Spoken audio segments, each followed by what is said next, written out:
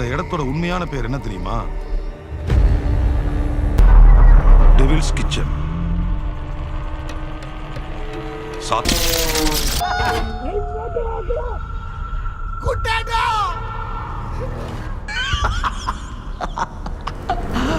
মনে প্রশ্ন আসছে তো, হঠাৎ করে সিনেমার ক্লিপিংস কেন দেখাচ্ছি?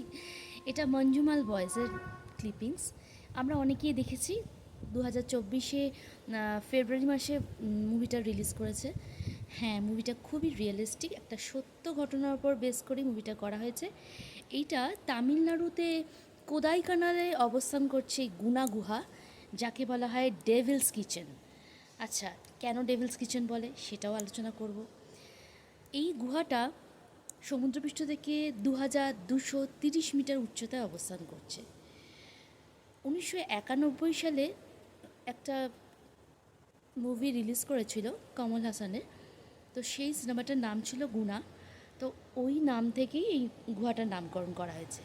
এটা একটা গুহা সমষ্টি এবং এখনও পর্যন্ত যা জানা গেছে প্রচুর মানুষ, মানে পুলিশ রেকর্ডে জানা গেছে যে 16 জনের মতো মানুষ নিরুদ্দেশ হয়ে গেছে গুহাতে পড়ে গিয়ে এবং তাদেরকে পাওয়া যায়নি।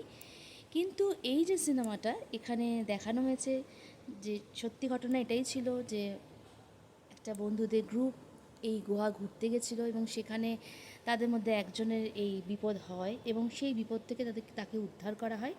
ঘটনাটা এই নিয়ে মুভিটা। তো আজকে এইটারই ক্লিপিংস আমি দেখালাম।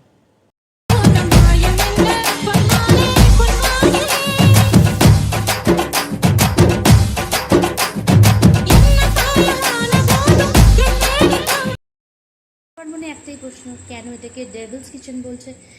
অ্যাকচুয়ালি এখানে এই অঞ্চলটাতে গুহাটার গভীরতাটা এতটাই বেশি যে কারণে ওই জায়গায় সূর্যের আলো প্রবেশ করতে পারে না, খুব একটা স্যাঁতস্যাঁতে অন্ধকার পরিবেশ। তো এই পরিবেশে কিন্তু একটা ব্যাট কলোনি অর্থাৎ বাদুড়ের কলোনি তৈরি হয়েছে। এবার ব্যাটকে খ্রিশ্চান মতে বলা হয় যে ডেভিল হিসাবে কল্পনা করা হয়। তো সেই জন্য ওই কনসেপ্টটা থেকে এখানে এসছে যেন এটা ডেভিলস কিচেন, মানে এতটা পরিমাণে বাদুড়ের বসবাস এখানে, এতটা অন্ধকার স্যাঁতস্যাঁতে জায়গা, তো তাই জন্য এটাকে ডেভিলস কিচেন বলে।